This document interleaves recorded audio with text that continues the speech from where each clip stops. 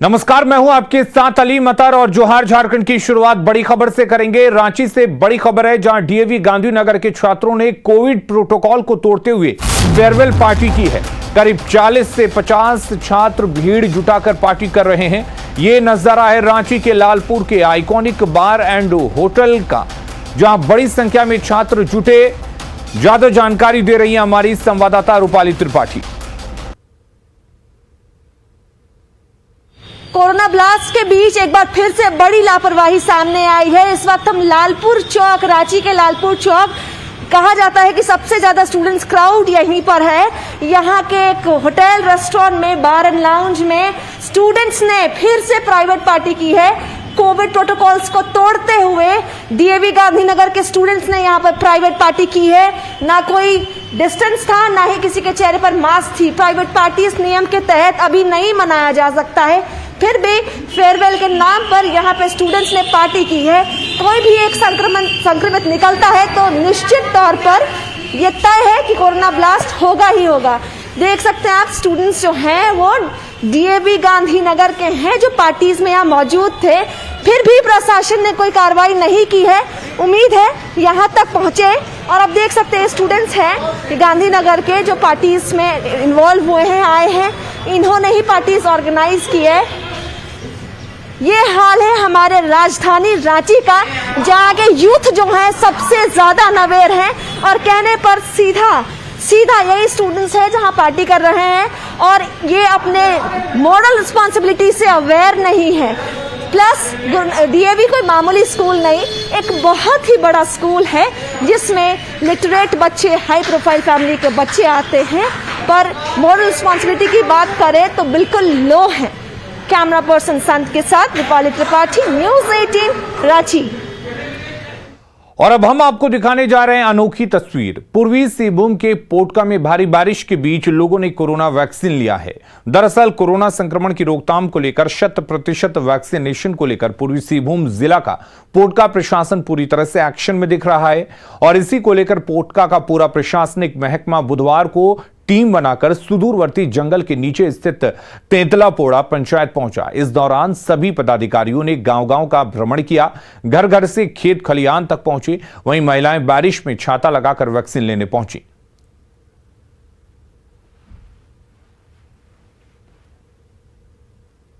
रांची के कांके में बारिश के साथ ओले गिरे हैं। कांके के कई इलाकों में ओले गिरने से ठंड बढ़ गई है। ओला गिरने से सब्जी की खेती को भी नुकसान पहुंचा है।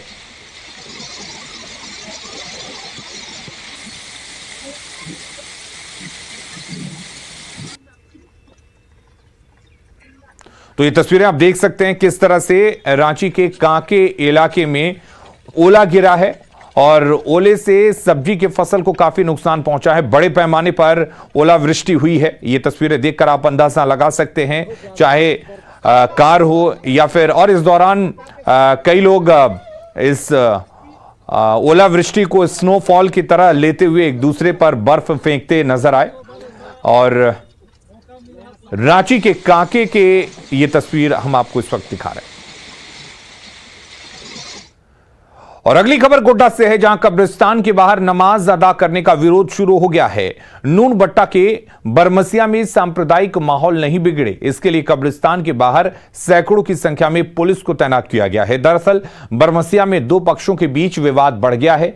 विरोध कर रहे लोगों की माने तो मुस्लिम समुदाय ने आज सुबह कब्रिस्तान के घेरा को छोड़कर गौचर जमीन पर नमाज अदा करने का ऐलान किया, जिसका विरोध गांव के लोग कर रहे हैं। लोगों का कहना है कि 2 साल पहले मुस्लिम समुदाय ने कब्रिस्तान की जमीन को घेर लिया, तो अब गोचर पर नमाज क्यों अदा किया जाएगा। पुलिस को सूचना देने के बाद कब्रिस्तान के बाहर बड़ी संख्या में पुलिस जवानों को तैनात किया गया है। मुस्लिम समुदाय का कहना है कि जनाजा का नमाज बंद चारदीवारी के अंदर नहीं किया जा सकता, इसलिए नमाज बाहर करने को लेकर कहा जा रहा है। कि जो यहाँ पर इंटीमेट किया, उनका कहना है कि सर गांव में कुछ लोग र्यूमर फैला रहे हैं, जो हम लोग वहाँ पढ़ने नहीं देंगे। अच्छा, गांव के कुछ लोगों का कहना है कि यहाँ पढ़ने नहीं देंगे। हाँ, इस टाइप का र्यूमर फैलाया था। अच्छा, इसी की एहतियात के तौर पर हम लोग पहुँचे। बाहर में गोचर जगह है, तो जो गोचर जगह में उसको मवेशी के लिए चरने के लिए है, वो मवेशी चरेगा। अपना वहाँ उसको नमाज पढ़ने के लिए वहाँ नहीं जगह मिला जाएगा। इससे पहले लोग नमाज कहाँ पढ़े? उससे पहले वो लोग पढ़ रहा था अपना ग्राउंड के अंदर में। अच्छा, ग्राउंड कब बना है ये? ग्राउंड 2 साल पहले बना है। पहले पूरा खुला था। 2 साल बाद वो लोग अपना नापी करके अपना ग्राउंड बनाया, तो अपना ग्राउंड में वो पढ़े, अपना ग्राउंड में अपना जो भी करे, हम लोग से उससे कोई मतलब नहीं है। तो जब कब्रिस्तान जो घेरा गया उसके बाद से ये सब आज फर्स्ट डेट किया है। अच्छा, आज फर्स्ट डेट हुआ है। आज से शुरुआत सब बाहर में गौचर जगह में जनाजा पढ़ने का शुरुआत आज ही सब कर रहा है। अच्छा, और हम लोग का 107 केस चल रहा है, दोनों पक्ष, उधर नोट हो, हम लोग का भी नोट। तो केस अभी एसडीओ कोर्ट में हम लोग तारीख करते जा रहे हैं। तो आज सब सुबह जब डेट किया तो रेडियो में ऐलान से किया मस्जिद में कि नहीं, सो आज ऐसे ऐसे हम लोग का डेट किया है, तो कब्रिस्तान से बाहर में जनाजा पढ़ा जाएगा। अच्छा। तब हम लोग को मालूम है, तो हम लोग थाना खबर किए। और हमारे साथ गोड्डा से हमारे संवाददाता गौरव झा जुड़े हुए हैं। गौरव, आपसे जानना चाहेंगे इस पूरे मामले को लेकर पुलिस प्रशासन का क्या कुछ कहना है और फिलहाल क्या कुछ हालात हैं? पुलिस प्रशासन की मुस्तैदी सुबह से ही घटनास्थल पर कर दी गई थी। किसी तरीके का माहौल बिगड़े ना, इसको लेकर खासकर जो पुलिस प्रशासन थी वो मुस्तैद थी। जिस तरीके से हिंदू पक्ष का कहना था, उनका कहना था कि जब भी इस क्षेत्र में गोचर जमीन है और वहां पर गायों को लाया जाता है, तो कुछ मुस्लिम भाई हैं जो कहते हैं कि यहाँ नहीं लाओ, क्योंकि गाय के गोबर और मूत्र से ये जगह नापाक हो जाता है। इसको लेकर उनका खास करके विरोध था कि जब इस तरीके का घेराबंदी कर दिया गया और उसके बावजूद अगर बाहर नमाज अदा करने की बात कही जा रही है, तो यहाँ पर विरोध था। हालांकि पुलिस ने पूरे मामले को कंट्रोल किया है और कंट्रोल करते हुए जो 2 मिनट का समय लिया था मुस्लिम समुदाय के लोगों ने, और बाहर में ही उन्होंने नमाज अदा किया है। हालांकि एक बड़ी जो बीज यहाँ पर बोई जा चुकी है, क्योंकि आज पुलिस ने ये करा दिया, लेकिन क्या हर मर्तबा नमाज अदा करने के लिए पुलिस वहां आएगी अगर बाहर में नमाज अदा करने की बात होगी तो? गौरव, आपसे हम ये जानना चाहेंगे कि जो मुस्लिम समुदाय के लोग हैं, जो कब्रिस्तान का जमीन घेरा गया है, जो बाउंड्रीज की गई हैं, क्या उसके अंदर नमाज पढ़ने में उनको कोई दिक्कत है किसी तरह की? जी, उन्होंने बताया कि जब भी मुस्लिम समुदाय में ऐसा नियम है कि जब भी मौत होती है तो उस वक्त 4 दीवारी के अंदर नमाज अदा नहीं कर, हालांकि रेगुलर जो नमाज है वो अंदर अदा कर सकते हैं, लेकिन मौत होने के बाद 4 दीवारी के अंदर नमाज अदा नहीं करना है, ऐसा उनका कुछ नियम है। और इसी को लेकर उन्होंने कहा कि हमें यहाँ से बाहर जो 4 दीवारी है उसके जस्ट बाहर नमाज अदा करने का परमिशन दिया जाए। हालांकि पुलिस ने आज मुस्तैदी के साथ वहां पर नमाज अदा कराया है, लेकिन सवाल फिर वही होता है कि क्या हर मर्तबा पुलिस वहां रहेगी? क्या हर मर्तबा मौत के बाद पुलिस को वहां जाना पड़ेगा? तो इस तरीके के माहौल में क्या कुछ निर्णय अब आगे होकर चलता है, ये देखने योग्य है। गौरव, क्या कोई बीच बचाव का रास्ता निकालने की कोशिश की जा रही है, लोगों को बिठा के, या जो शांति समिति की बैठक होती है उसके जरिए, या समाज के जो बुद्धिजीवी लोग हैं उनको बिठाकर? नहीं, अभी इस तरीके की कोई भी चीजें नहीं हुई है। फिर पुलिस ने नमाज बाहर अदा कराया है। हालांकि आक्रोश जो था वो हिंदू समुदाय के लोगों के बीच भी था और मुस्लिम समुदाय के लोगों के बीच भी था, लेकिन पुलिस के सामने दोनों ही पक्षों में से किसी ने भी आक्रोश जाहिर नहीं किया। पुलिस ने कहा कि सिर्फ 10 लोग आएंगे मुस्लिम समुदाय के और वही यहाँ पर जो है नमाज अदा कर बाहर चले जाएंगे, और ठीक उसी तरीके से पुलिस के संरक्षण में ही सब कुछ किया गया। बातचीत अभी कुछ भी नहीं हुई है। अब आगे देखना होगा कि आगे क्या कुछ होता है, क्योंकि आज तो पुलिस मौजूद थी, लेकिन क्या उस गांव में हर रोज पुलिस मौजूद हो पाएगी, या क्या नमाज अदा करने के दरमियान हर बार वहां पर पुलिस को आना पड़ेगा? चलिए, बहुत बहुत शुक्रिया तमाम जानकारी देने के लिए। अगली खबर का रुख करते हैं। गुमला में एक बार फिर जंगली हाथियों ने उत्पात मचाना शुरू कर दिया है। जंगली हाथियों ने भरनों, सिसई और चैनपुर प्रखंड में जमकर उत्पात मचाया। हाथियों ने ग्रामीणों के फसल और घर को ध्वस्त कर दिया, जिससे लोग खौफ के साए में रात गुजारने को मजबूर हैं। ग्रामीणों ने वन विभाग से हाथियों को जंगल में भगाने की मांग की है। आपको बता दें कि पिछले 2 महीनों से जंगली हाथियों ने 3 लोगों की जान ले ली है। वहीं 15 से अधिक घरों को भी ध्वस्त किया गया। डीएफओ ने बताया कि जंगली हाथियों के झुंड का जिले के छत्तीसगढ़ सीमा पर बसे डुमरी, जारी, चैनपुर, भरनों और सिसई में हाथियों के आने जाने का मार्ग है। डीएफओ ने लोगों से हाथियों को खुद से नहीं भगाने की अपील की है।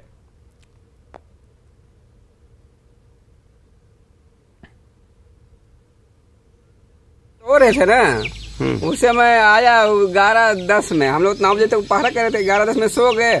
आया और एकदम पूरा तोड़ने शुरू कर दिया, तो हम लोग निकल के दूसरा दरवाजे से बाहर गए। तब और आदमी को बुलाए, तब टॉर्च लेकर आए, तो अपने से हम लोग को दौड़ा। हमारे घर को तहस नहस कर दिया है, इसलिए हमको रहने के लिए घर चाहिए। इसलिए प्रशासन से अनुरोध है कि मेरे लिए पीएम आवास जो सरकारी दर है उस पर मुआवजा की राशि तुरंत मुहैया कराई जाती है। आगे भी ये जारी रहेगा। हमारी अपील है ग्रामीणों से कि वह उस दल के साथ रहें और स्वयं हाथी भगाने के लिए वो आगे ना जाएं। इससे हमारे ग्रामीणों की सुरक्षा बरकरार रहेगी और ग्रामीणों का नुकसान भी नहीं हो। रांची के कांके में बारिश के साथ ओले गिरे हैं। कांके के कई इलाकों में ओला गिरने से ठंड बढ़ गई है। ओला गिरने से सब्जी की खेती को काफी नुकसान पहुंचा है, जिसकी तस्वीरें हम आपको लगातार दिखा रहे हैं। हमारे साथ संजय सिन्हा इस वक्त जुड़े हुए हैं। संजय, देखा जा सकता है तस्वीरों में बड़े पैमाने पर ओलावृष्टि हुई है। किस तरह से नुकसान पहुंचा है फसलों को इस ओलावृष्टि से?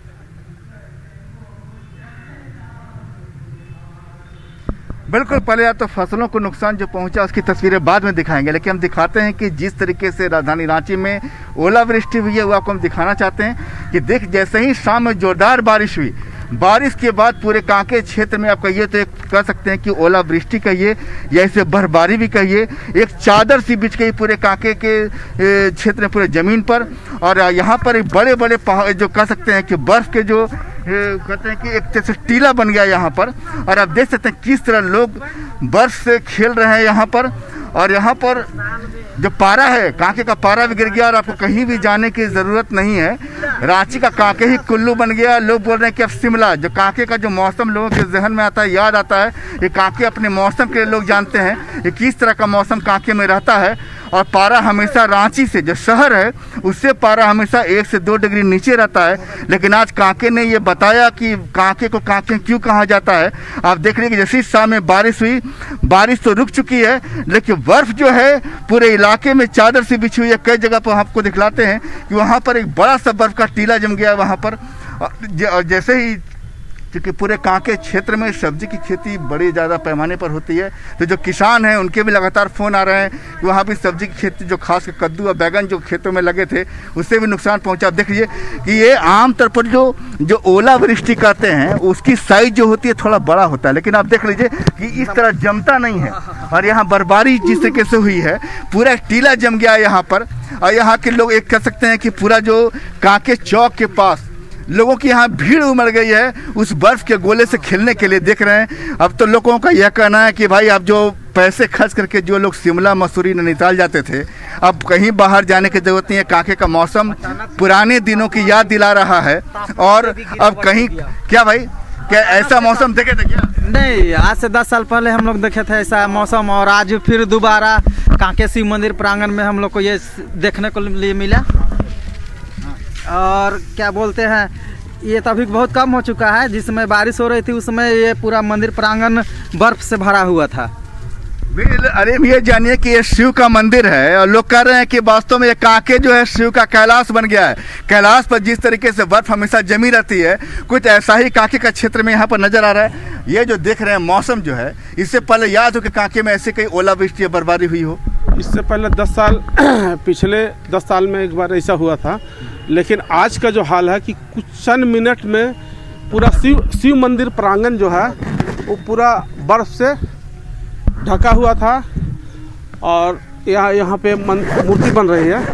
वहाँ से जब लेके जब हुआ तो यहाँ पे पूरा सब लोग कह रहे थे, दोस्त लोग कि नहीं यहाँ पे शिवलिंग बन गया है, लेकिन हम लोग मजाक के सोच रहे थे। हाल ही में एक मजेदार बात आपको बतलाते हैं कि हमने एक रिटायर्ड शिक्षक से रास्ते में आने के दौरान बातचीत की थी। हमने पूछा उनसे कि क्या कांके में बर्फबारी हुई है, कितनी हुई है? उन्होंने कहा कि भाई हमने तो मौसम देख करके ही कांके में रिटायरमेंट का पैसा इन्वेस्ट किया था, घर बनाया था, लेकिन कभी ऐसी बर्फबारी देखने को नहीं मिली जितना पैसा हमने लगाया था घर बनाने में।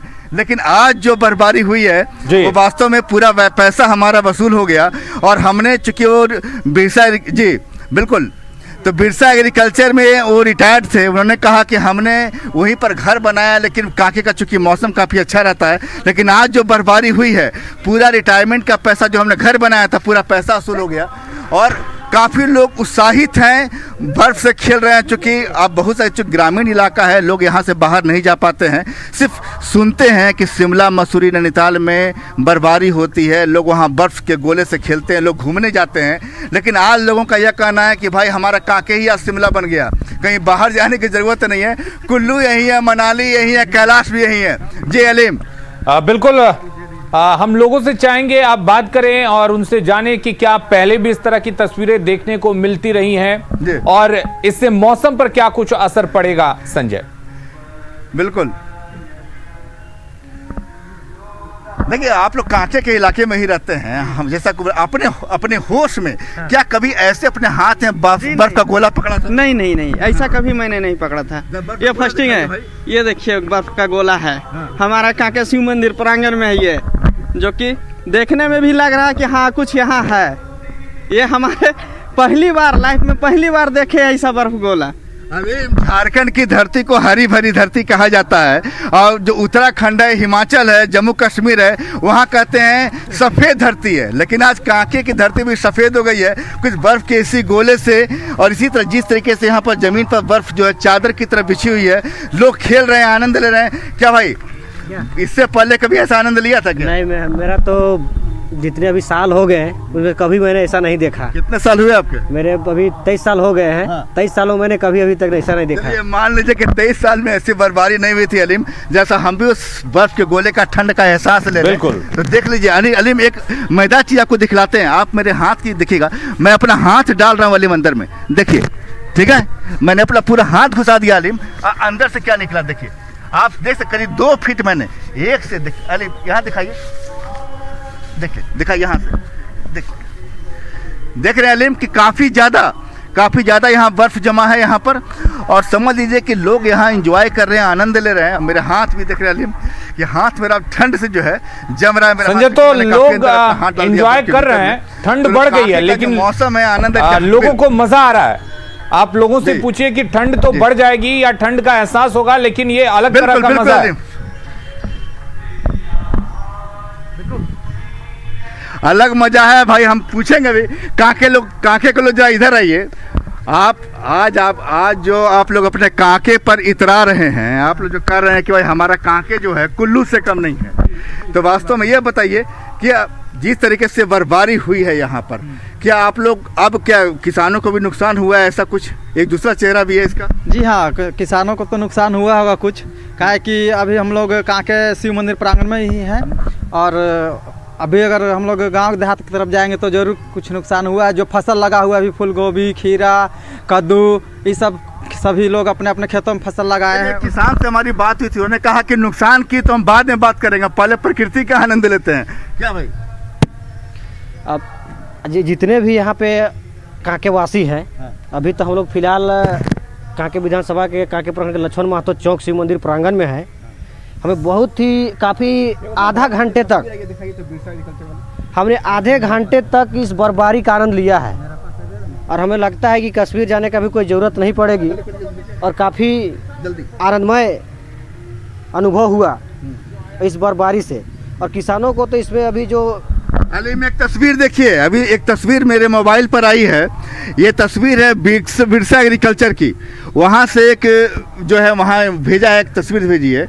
आप देख लीजिए कि तस्वीर में वहाँ भी बर्फ किस हिसाब से वहाँ चले, यानी कि संजय जगह जगह बर्फबारी हुई है, और इस बर्फबारी से ठंड बढ़ सकती है, फसलों को नुकसान हो सकता है, लेकिन जो लोग हैं उनके लिए एक नया अनुभव है। जो लोग शिमला, मनाली या फिर ऊटी या ठंडे जगहों पर नहीं जा सकते, स्नोफॉल का मजा नहीं ले सकते, वो अपने रांची में ही स्नोफॉल का मजा ले रहे हैं। बहुत शुक्रिया आपका तमाम बातचीत करने के लिए।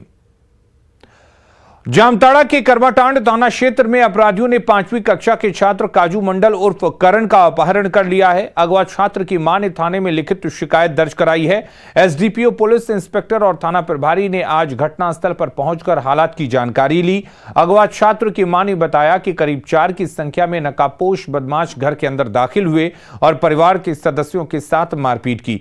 घर में रखा कैश, एटीएम कार्ड और पासबुक लूट लिया और बच्चे को अगवा कर लिया। अगवा छात्र के पिता मजदूरी करते हैं। पुलिस मामले की तफ्तीश में जुट गई है। खबरें लगातार जारी हैं, अब बने रहिए न्यूज़ 18 बिहार झारखंड के साथ।